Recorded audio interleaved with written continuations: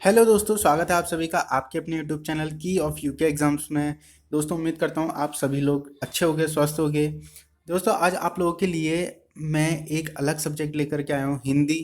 जैसा कि दोस्तों आप लोगों को पता होगा कि हिंदी जो है हमारे उत्तराखंड ग्रुप सी के एग्ज़ाम के लिए एक महत्वपूर्ण है बहुत, क्योंकि 20 नंबर की जो है दोस्तों हिंदी जो है पूछी जाती है उसमें।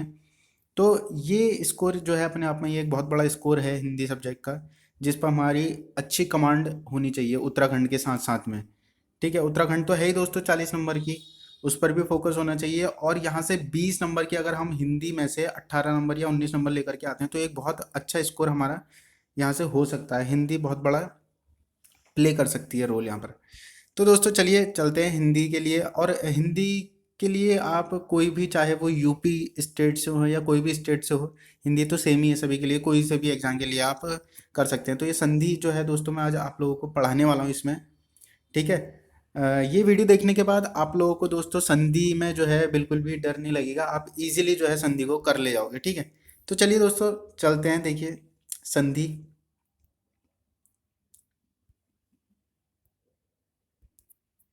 तो दोस्तों देखते हैं। देखिए संधि का जो है शाब्दिक अर्थ दोस्तों क्या होता है। हिंदी का संधि का शाब्दिक अर्थ होता है दोस्तों मेल।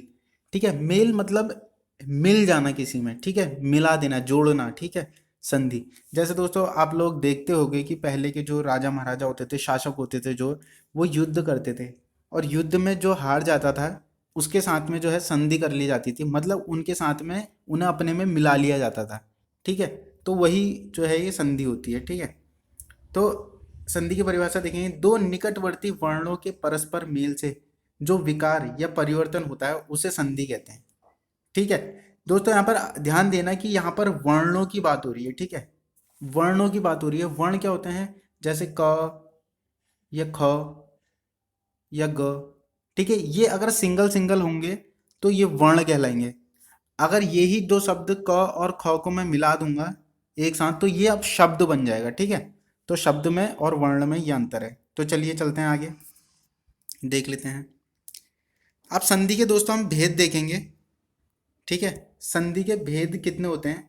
संधि होती है तीन प्रकार की, स्वर संधि, व्यंजन संधि और विसर्ग संधि। ठीक है, जिसमें से दोस्तों आज हम पढ़ने वाले हैं स्वर संधि।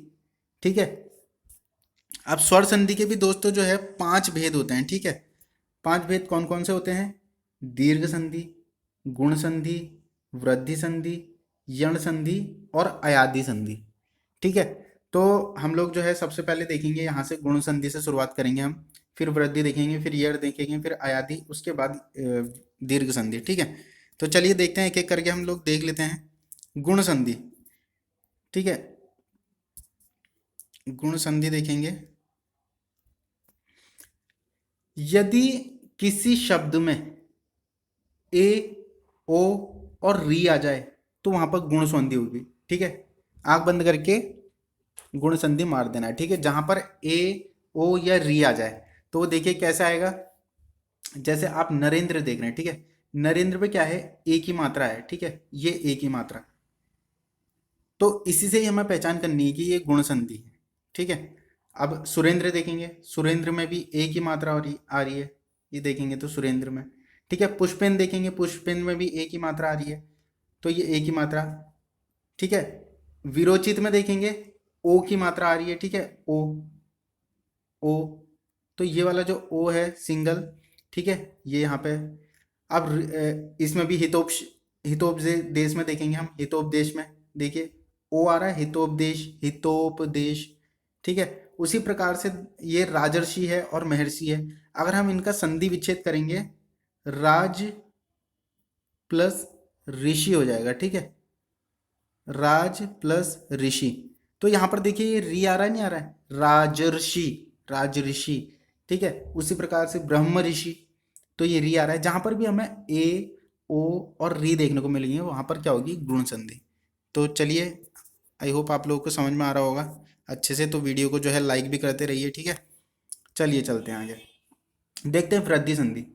देखिए वृद्धि संधि में और गुण संधि में कोई ज़्यादा अंतर नहीं है, समझाता हूँ अभी क्या है। देखिए, यदि किसी शब्द के बीच में ए और ओ आ जाए तो वहां वृद्धि संधि होगी। अब देखिए दोस्तों क्या हो रहा था, गुण संधि में भी ए आ रहा था, ओ आ रहा था, लेकिन वहां पे कैसा ए आ रहा था, सिंगल वाला ए, ठीक है, सिंगल वाला ए, और ओ भी कैसा आ रहा था वहां पर, सिंगल वाला। अब यहाँ पर देखिए वृद्धि का मतलब ही क्या होता है, वृद्धि का मतलब थोड़ा उसमें बड़ा हो जाना, ठीक है, बड़ा मतलब। तो यहाँ पर क्या है, बड़ी मात्रा आएगी, ए की जो है डबल मात्रा आएगी यहाँ पर। जैसे एक एक है, ठीक है, एक एक में आप देख रहे होंगे कि ये जो एक एक में है डबल मात्रा है ए की, इस प्रकार से, ठीक है। अगर लोकेशणा देखोगे, लोकेशणा में भी डबल मात्रा है, मतैक्य में देखोगे इसमें भी डबल मात्रा है। तो ये सब क्या है दोस्तों, वृद्धि संधि के उदाहरण है। अब उसी प्रकार से महोज देखोगे, महोज में क्या है, डबल ओ, ये वाला ओ आ रहा है, ठीक है, बड़ा वाला ओ। वहां पर क्या था, गुण संधि में सिंगल ए था, यहाँ पर क्या है, बड़ा ओ है, ठीक है। जैसे महोज, ठीक है, महोज।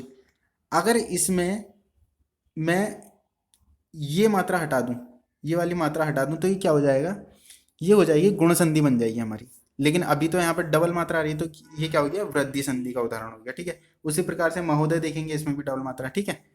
तो जहां पर भी डबल मात्रा आएगी ए की या ओ की, तो वहां पर वृद्धि संधि, और जहां पर सिंगल आएगी वहां पर गुण संधि। आई होप आप लोगों को ये समझ में आ गया होगा, गुण संधि और वृद्धि संधि। अब चलते हैं आगे, देख लेते हैं यण संधि। तो यण संधि दोस्तों क्या है, जहां कहीं भी य व र के साथ में आधा वर्ण जुड़ा हो, आधा वर्ण, ठीक है। देखिए इसे याद कर लीजिए, यवर, ठीक है, यवर करके, ठीक है। तो य देखेंगे, अगर हम ये अत्यधिक देखेंगे, तो अत्यधिक में जो य है, य के साथ में आधा तो जुड़ा हुआ है। कोई सा भी वर्ण हो, बस इनके साथ में जुड़ा हुआ होना चाहिए वो आधा वर्ण, ठीक है। य, तो अत्यधिक, ठीक है, अत्यधिक। तो ये आधा जो तो है, ये दर्शा रहा है किसको, यण संधि को। उसी प्रकार से हम देखेंगे इत्यादि, अगर हम देखेंगे तो य में क्या है, आधा तो है, ठीक है। तो यहाँ पर बताया तो है ना, य में क्या है, य में कोई भी आधा वर्ण हो, या वो में कोई आधा वर्ण हो, या रो में कोई आधा वर्ण हो, ठीक है। उसी प्रकार से अत्याचार देखेंगे, अत्याचार में भी उसी प्रकार से स्वागत देखेंगे। अब वो दिया है, अब वो में आधा आधा सौ आ गया, देखिए यहाँ पर स्वागत, स्वागत, ठीक है। तो ये क्या हो गया, सब यण संधि के उदाहरण है। उसी प्रकार से अन्वेषण देखेंगे। सबसे पहले हमें ये देखना है कि किसके साथ में हमें आधे वर्ड चाहिए, ठीक है। य, य, व और र, इन तीनों के साथ में होने चाहिए, शर्त यह है, तभी जाके यण संधि मानी जाएगी। उसी प्रकार से यहाँ पे जो अन्वेषण आ रहा है, तो ये आधा नौ किस में है, वे के साथ में, वॉ के साथ में है, मतलब अन्वेषण, ठीक है। तो आई होप आप लोगों को यण संधि भी समझ में आ गई होगी। देखिए एक बार देख लेते हैं, अगर गुण संधि होगी तो उसमें क्या होगा, सिंगल ए आएगा, ठीक है। अगर वृद्धि संधि होगी उसमें डबल ए या डबल ओ वाला जो ये है, बड़ा ओ, ठीक है। उसी प्रकार से यण संधि में क्या होगा, आधा त, और वो भी किसके, आधा त या कोई भी आधा वर्ण हो, बस वो कौन से शब्दों के साथ में होना चाहिए, य, व और र के साथ में, ठीक है। तो आई होप ये तीन संधियां आपको जो है समझ में आ गई होंगी। अब चलते हैं आगे, अयादि संधि।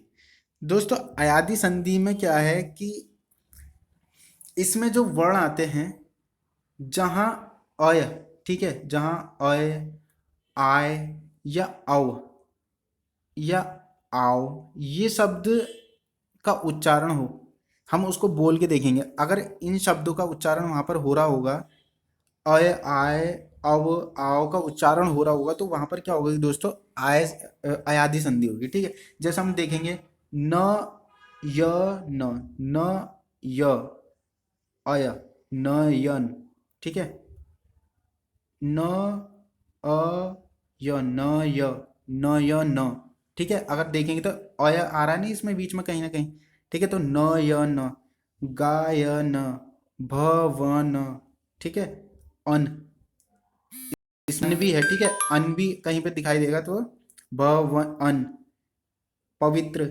सावन। इसमें क्या है दोस्तों, यक, यक भी कहीं पे आएगा, तो वो भी ठीक है।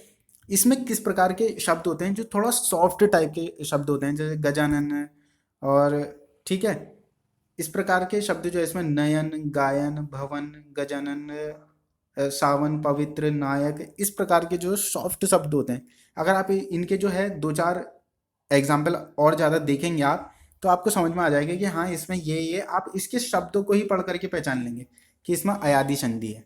ठीक है, तो आई होप आप लोगों को ये भी समझ में आ गया हो। चलिए चलते हैं आगे। अब देख लेते हैं दोस्तों दीर्घ संधि। ठीक है, देखिए दोस्तों दीर्घ संधि जो है, जिसके नाम से ही स्पष्ट हो रहा है कि दीर्घ, ठीक है, इसके नाम से ही स्पष्ट हो रहा है दीर्घ। जहां पर दोस्तों बड़ा आ, बड़ी ई या बड़ा ऊ आ जाए, वहां पर क्या होगी, दीर्घ संधि होगी। ठीक है, वहां पर क्या होगी, दीर्घ संधि होगी। जैसे देख लेंगे दोस्तों, धर्मार्थ। ठीक है, धर्मार्थ, जैसे हम धर्म, इसका संधि विच्छेद करेंगे, धर्म प्लस अर्थ।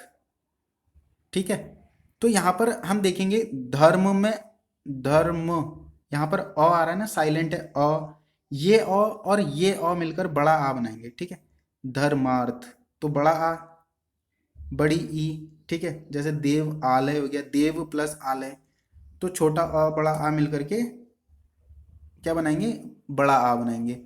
उसी प्रकार से मतानुसार, वीरांगना, स्वार्थी, ठीक है, सत्याग्रह, तो ये सब क्या है, दीर्घ संधि के उदाहरण हैं। हमें पहचानना पड़ेगा बस कि यहाँ पर बड़ा आ रहा है या बड़ी ई, बड़ा बड़ा ऊ। ठीक है, इस प्रकार से जो है दोस्तों हमारा ये सिंपली संधि जो है हो जाएगी इजीली। और आई होप आप लोगों को जो है ये सभी समझ में आई होगी। स्वर संधि हमारी निपट गई है दोस्तों। वैसे व्यंजन संधि और विसर्ग संधि हमारे सिलेबस में दी नहीं है उत्तराखंड ग्रुप सी के, बट क्या है कि एग्जाम में जो है पूछ लेता है, इसलिए मैं आप लोगों को व्यंजन संधि और विसर्ग संधि भी आगे बताऊंगा लेक्चर्स में। ठीक है, अभी तक के लिए दोस्तों जो है आप इसे देखिए बार बार, और मैं कहूँगा कि ज़्यादा से ज़्यादा जो है आप एग्जाम्पल लगाइए, क्योंकि क्या होता है कहीं कहीं पर जो है ये जो होते हैं रूल्स फॉलो नहीं करते हैं, तो इसलिए आप जितने ज़्यादा से ज़्यादा जो है एग्जाम्पल लगाएंगे आपको आइडिया होता जाएगा कि हाँ इसमें ये संधि है, ये संधि है। ज़्यादा से ज़्यादा एग्जाम्पल लगाइए। ठीक है, तो दोस्तों अगर वीडियो आप लोगों को पसंद आई है तो लाइक करिए और चैनल को भी सब्सक्राइब करिए। ठीक है, मिलते हैं नेक्स्ट वीडियो में, तब तक के लिए धन्यवाद।